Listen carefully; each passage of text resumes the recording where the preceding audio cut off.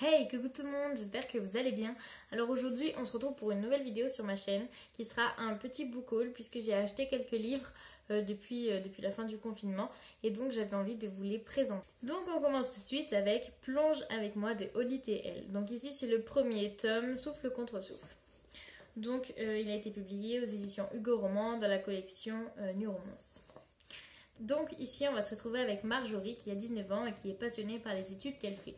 Donc elle fait des études dans la sexologie et la criminologie. Enfin elle a deux branches à choisir assez rapidement visiblement.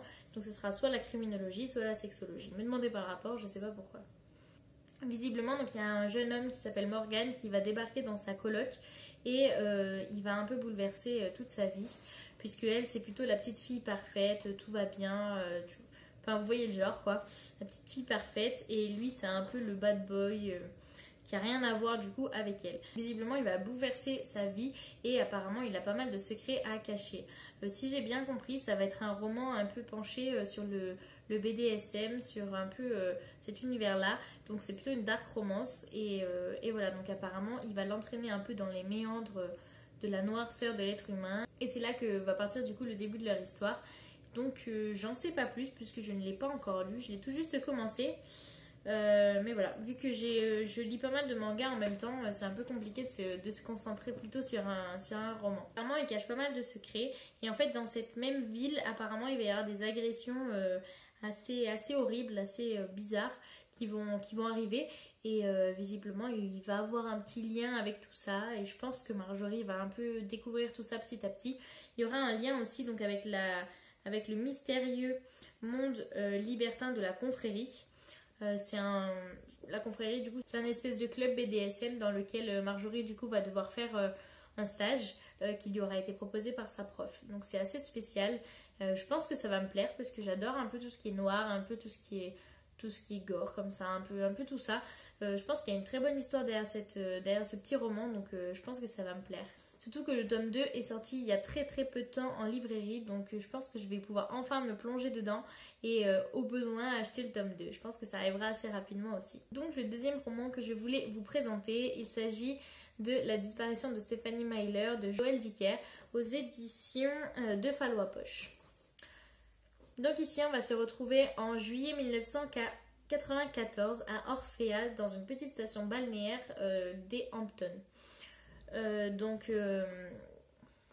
Dans cette petite ville qui visiblement est très tranquille, il va y avoir un meurtre qui va bouleverser un peu les habitants, le meurtre du maire et de toute sa famille, ainsi que d'une passante qui aura été témoin de la scène. Visiblement l'enquête est confiée à deux jeunes policiers de la police d'État qui vont tenter de résoudre ce crime. Ils vont finir par retrouver le meurtrier, ils vont finir par avoir de solides preuves, sauf que plusieurs années plus tard, donc voilà 20 ans plus tard, au début de l'été 2014, je vais y arriver, Stephanie Myler, voilà, une jeune journaliste, va découvrir qu'en fait ils n'ont pas arrêté le bon meurtrier, qu'ils ont arrêté une personne innocente.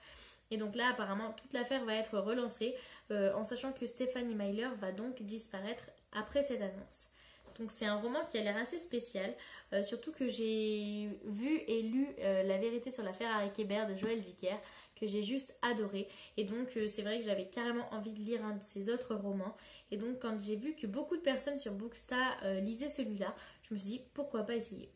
Tout en sachant que si vous aimez bien Joël Dicker, il y a un nouveau de ses romans qui vient de sortir qui s'appelle Chambre 622, si je dis pas de bêtises. Il est sorti il y a très peu de temps, donc il doit se trouver très certainement dans votre librairie si ça vous intéresse.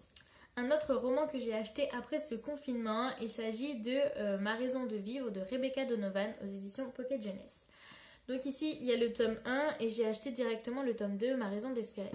Il m'a été conseillé, pas directement, mais en tout cas je les ai vus sur la chaîne de Bim Bam Books qui les conseillait très fortement. Ils étaient dans son top 5 il me semble. En tout cas elle avait visiblement beaucoup aimé cette saga qui est donc en 3 tomes, j'ai que les 2 premiers. Elle avait visiblement beaucoup aimé cette saga, donc je me suis dit pourquoi pas essayer. Donc ici on va retrouver une jeune femme qui visiblement a vécu un traumatisme dans sa vie, un traumatisme assez important pour qu'elle ne veuille pas laisser entrer un jeune Evan. pour qu'elle ne veuille pas laisser entrer Evan dans sa vie. Elle ne veut pas qu'il découvre son secret, qu'il tombe amoureux d'elle, etc. Elle ne veut pas tomber amoureuse et souffrir de nouveau apparemment. C'est une histoire qui a l'air assez sympa, assez bouleversante par contre. Une histoire qui parle sûrement d'un sujet tabou. Si je dis pas de bêtises, je pense que ça sera plutôt sur de la maltraitance, puisque la dernière phrase du résumé est savoir qui elle est vraiment, quelle est son histoire et surtout ce qui l'attend tous les soirs quand elle rentre chez elle. Donc je pense que ça parle d'un sujet assez fort, un sujet sûrement sûrement tabou. Et je pense que c'est une histoire qui va beaucoup me plaire et qui va surtout beaucoup me retourner l'estomac. Donc j'essaye de ne pas la commencer pour l'instant. C'est pas une lecture dont j'ai envie tout de suite, mais je pense que je le lirai sûrement rapidement. C'est une lecture qui va sûrement beaucoup me plaire. Un autre roman que j'ai acheté il y a pas longtemps et que je voulais depuis très longtemps, il s'agit de Moon Brothers de Sarah Crossan aux éditions Rajo. À savoir qu'il a été traduit par Clémentine Beauvais, qui, si je dis pas de bêtises, est une traductrice qui a traduit beaucoup de livres et qui, si je dis pas de bêtises encore une fois, a elle-même écrit un roman. Donc dans ce livre, qui je trouve est plutôt d'actualité, on va parler de Joe, un jeune garçon de 17 ans, qui va aller vivre tout seul au Texas puisque son frère Ed y est enfermé à ce qu'ils appellent le domaine. Donc en fait il est enfermé en prison puisqu'il est soupçonné d'avoir tué un flic quand il avait lui-même 17 ans, il y a 12 ans.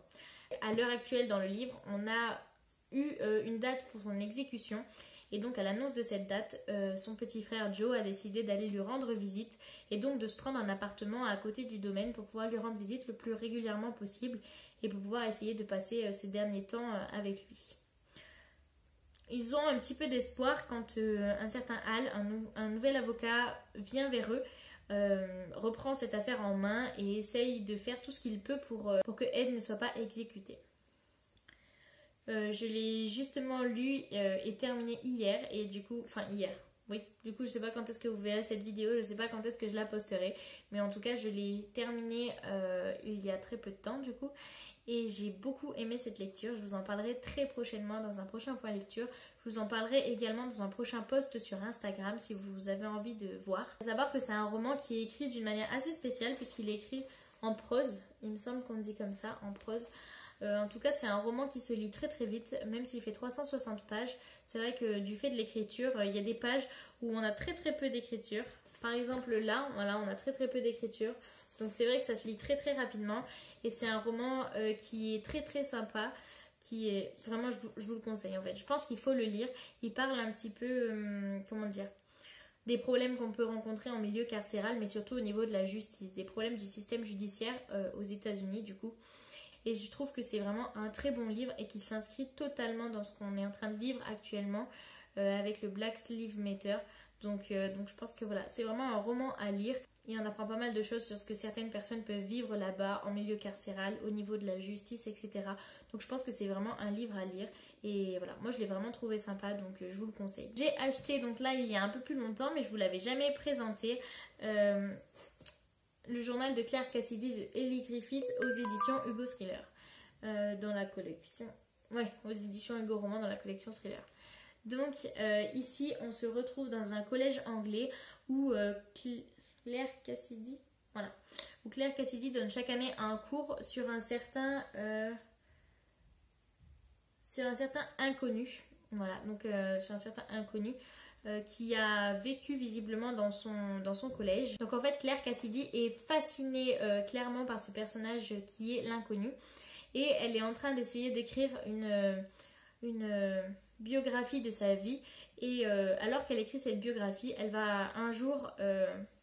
Et alors qu'elle écrit cette biographie, un jour, sa collègue Ella va être retrouvée morte.